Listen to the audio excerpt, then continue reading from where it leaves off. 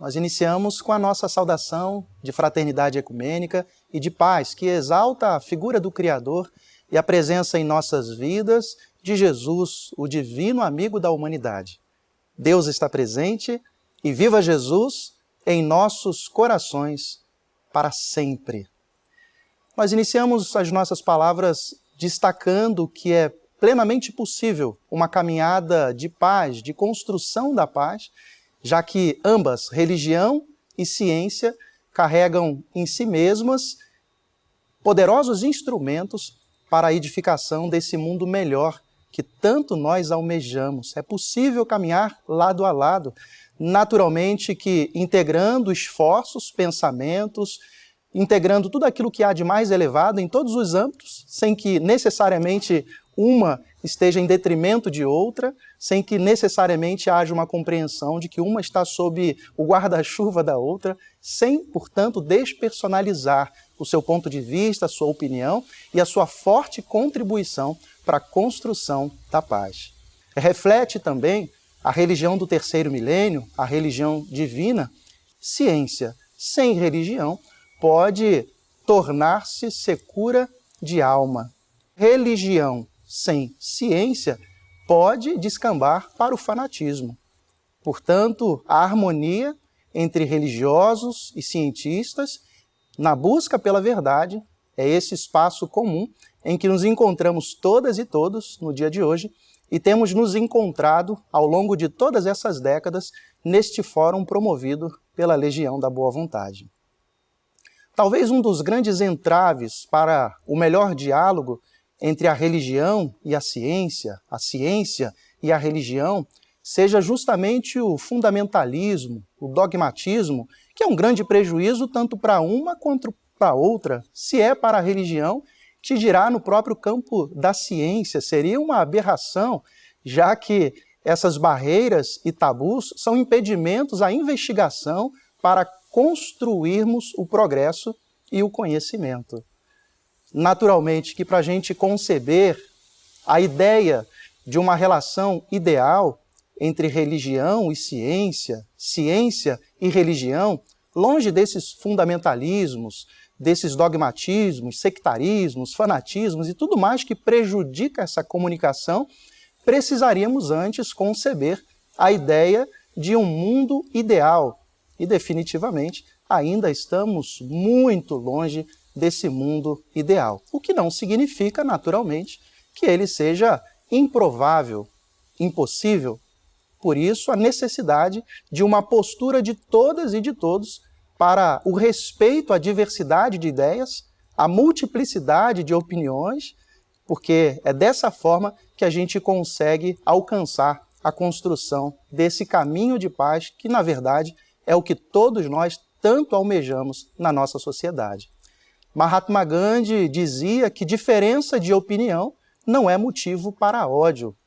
Por isso, a necessidade de nós aprendermos com aquele que, quando veio à Terra, e estamos remetendo o nosso pensamento a mais de 2000 anos, estamos falando de Jesus, o ecumênico por excelência, demonstrou para todos nós, humanidade, o respeito às opiniões diferentes, o respeito à convivência com pensamentos diferentes, sem que fosse necessário para isso guerrear, combater, brigar, para que se prevalecesse uma opinião ou a sua opinião. E nós entendemos que não podemos viver com um eterno ringue, uma queda de braço, em que a sua opinião, a outra opinião, precisa prevalecer. Um desses muitos exemplos que nós aprendemos com Jesus, encontramos em seu Santo Evangelho, quando ele responde ao seu discípulo, João Evangelista, que lhe trouxe a informação de que havia um homem que não seguia com eles, os discípulos de Jesus. Preste bem atenção a esse ponto. Um homem que não seguia com eles, mas que em nome de Jesus, o Divino Senhor, estava ali curando muitas enfermidades, muitos doentes. E então Jesus responde ao seu discípulo e a todas as pessoas que estavam ali no entorno: não o proibais, porque a fala de João Evangelista é de que ele e os demais discípulos expulsaram aquele homem, proibiram aquele homem. Por isso, essa palavra de Jesus, não o proibais, porque ninguém há que possa fazer milagre em meu nome e logo depois possa falar mal de mim. Quem não é contra nós, é por nós. Muitas vezes, são os próprios homens, cheios das suas verdades, por bem intencionados que estejam, é que acabam estabelecendo esses limites, esses conflitos, essas distâncias, essas brigas nos relacionamentos que não nos levam a lugar algum. Isso nos faz lembrar aqui, porque a gente se atenta à postura de João Evangelista, que naturalmente pode aí configurar a postura de muitas pessoas na defesa dos seus pontos de vista, estava muito mais atento ao fato de aquele homem não seguir com eles do que ao efeito em si, ao resultado em si que aquele homem produzia, que era o bem comum. Eu me referia, então, ao norte-americano Eli Stanley Jones, assim pronunciou as suas palavras. A humildade é a essência da criação divina. A primeira providência para o encontro com Deus é liquidar com o orgulho. Quando a pretensão termina, o poder tem início. A gente pode compreender esse encontro com Deus como um encontro com o equilíbrio, o encontro com o progresso, o encontro com aquilo que há de mais elevado e que possa nos favorecer na construção desses caminhos de paz e dessas relações que de fato sejam de paz. Mas para que isso aconteça, é necessário antes abolirmos, liquidarmos com o orgulho.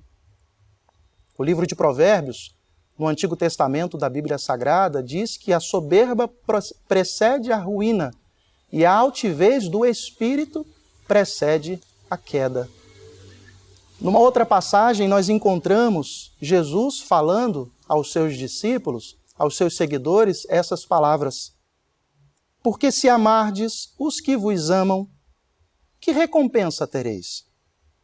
Não fazem os publicanos também assim?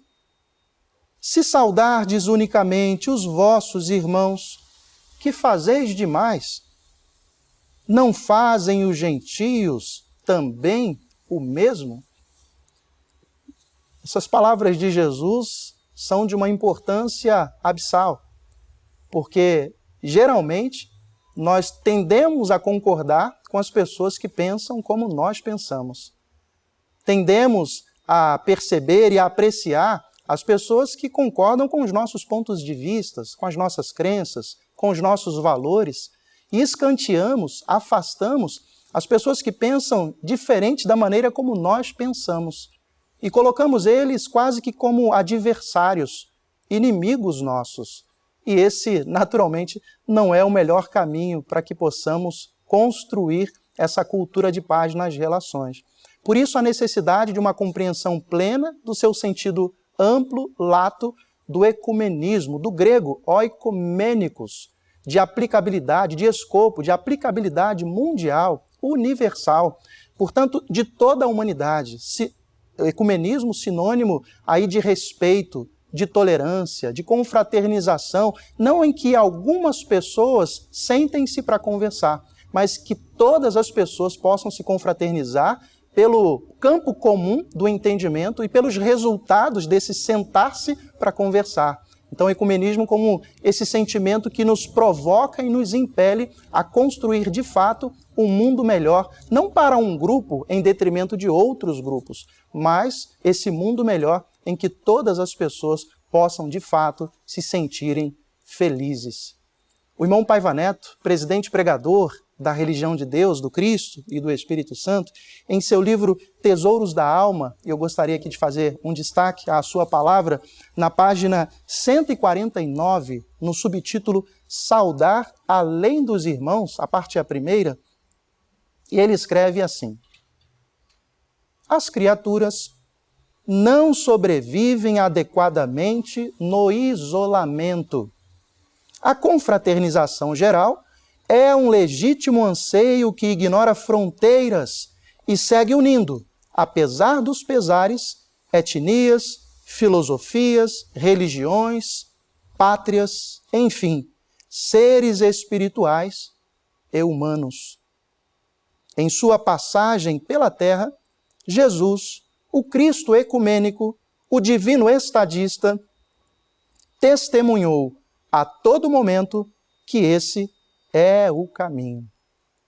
São palavras do irmão Paiva Neto, presidente pregador da religião do terceiro milênio, destacando, de fato, essa postura de Jesus que, apesar das barreiras, das fronteiras, muitas vezes, que eram erguidas àquela época, seguia com um propósito único, de unir, de confraternizar, de não permitir que as pessoas ficassem no isolamento, sendo esse um grande prejuízo para aquela pessoa e para todas as pessoas de uma forma geral.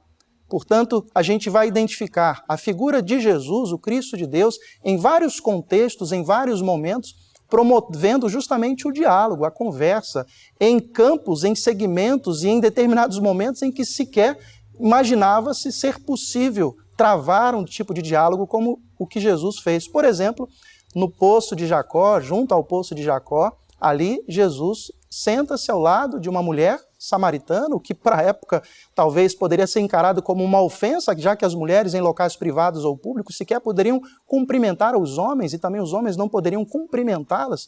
E Jesus senta-se com ela, dialoga, oferta a ela riquezas de conhecimento e também ouve o seu coração, porque essa era a postura do Mestre Divino, acolher os corações, ouvi-los e ofertar o melhor da sua alma, do seu espírito. E Jesus faz isso derrubando, portanto, o preconceito de gênero. O Cristo de Deus se alimenta com publicanos, com pecadores. Jesus sempre extraindo o melhor do coração das pessoas, onde quer que essas pessoas se encontrassem, sentava-se e conversava e dialogava, por exemplo, com as chamadas gentinhas daquela época, pessoas repelidas, afastadas, totalmente da sociedade. Ele foi hospedar-se na casa, por exemplo, de Zaqueu, o chefe dos cobradores de impostos, sobre olhares críticos e que afirmavam, mas como assim? Vai se hospedar na casa de Zaqueu, um pecador, porque Jesus olhava sempre a parte melhor que as criaturas possuíam. O Cristo de Deus traz, por exemplo, para o seio da sociedade a figura de uma criança que sequer era tida como uma cidadã, junto com as mulheres sequer eram contadas no censo daquela época.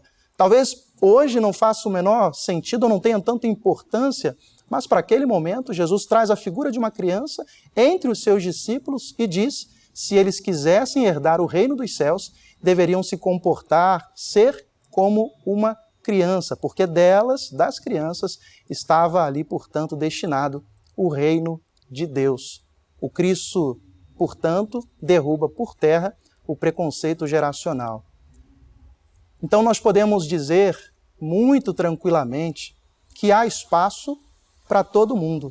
A religião e a ciência têm construído verdadeiros caminhos na construção da paz, inclusive na resolução de várias questões sociais que têm impedido os povos de crescerem, de evoluírem, de progredirem. E são caminhos já naturalmente trilhados, tanto por uma quanto por outra, pela religião e pela ciência. Então, sim, há espaço para todas as contribuições que visam esse mundo melhor que nós almejamos. Albert Einstein dizia, penso 99 vezes e nada descubro. Deixo de pensar, mergulho em profundo silêncio e eis que a verdade se me revela.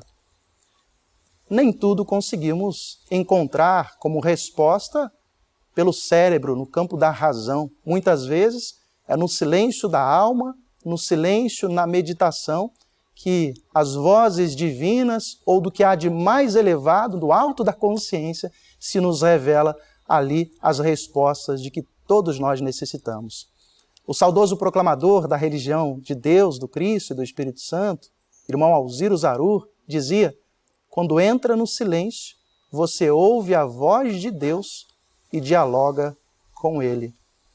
Por isso a religião divina incentiva a todo momento o gesto da prece, o hábito da oração, para que possamos descortinar no invisível aquilo que a gente não conseguiu ainda descobrir no visível. Você tem percebido e ainda vai identificar neste Fórum Mundial Espírito e Ciência pesquisas que denotam justamente o grande benefício, por exemplo, que tem a oração no corpo humano, na própria saúde do indivíduo. E quando nós falamos no exercício da prece, no efeito que tem a oração, não apenas restringimos essa compreensão no gesto elevado em que se ajoelha diante do sagrado e do divino, qualquer que seja o nome que você dê a essa figura, por mais venerável que seja esse gesto, mas compreendemos também todo gesto de amor, de caridade, de socorro, de acolhimento, como orações elevadas ao coração do Criador. Eu gostaria, portanto, de encerrar essas minhas palavras buscando um artigo do escritor Paiva Neto, cujo título já fala por si mesmo. Amar é uma oração. Justamente porque compreendemos no gesto de amar o semelhante a nossa postura de respeito ao Criador no respeito às suas criaturas. Então, em seu blog, paivaneto.com, diz assim o presidente pregador da religião divina: a prece não é o refúgio dos covardes nem dos ociosos. Ela nos eleva, o trabalho nos realiza. O Papa reza, o Dalai Lama medita, Chico Xavier orava, os rabinos entoam suas súplicas, os evangélicos cantam seus louvores a Deus, os islâmicos recitam o Corão Sagrado. O que é a prece, senão o amor que se dispõe para grandes feitos? Um irmão ateu, quando medita e pratica um ato que beneficia a coletividade, está orando. Em meu livro Crônicas e Entrevistas, do ano de 2000, escrevi que orar e meditar se assemelham. Rezar não é uma ação simplesmente figurativa. É o mais forte instrumental que a essência humana, o capital divino, possui. O monge alemão Tomás de Kempis grafou em imitação de Cristo: sublime é a arte de conversar com Deus. Magistral essa palavra que ressoa em nosso coração como uma verdadeira convocação para que de fato possamos construir esse caminho e esse mundo melhor para todas as pessoas. E esse amor sobre o qual nos referimos como instrumento para que a gente possa de fato construir esse mundo melhor é aquele mesmo que Jesus nos deixou como um legado para a vivência, independentemente de religião ou de estratos do pensamento humano, porque é a convocação de um ser de paz, que apenas tratou de paz e fez caminhos de paz nos seus relacionamentos, Jesus, nosso Senhor, que está em seu Evangelho, segundo João, capítulo 13, versículo 34, e capítulo 15, versículo 13, quando ele assim se expressou: novo mandamento vos dou, amai-vos uns aos outros como eu vos amei.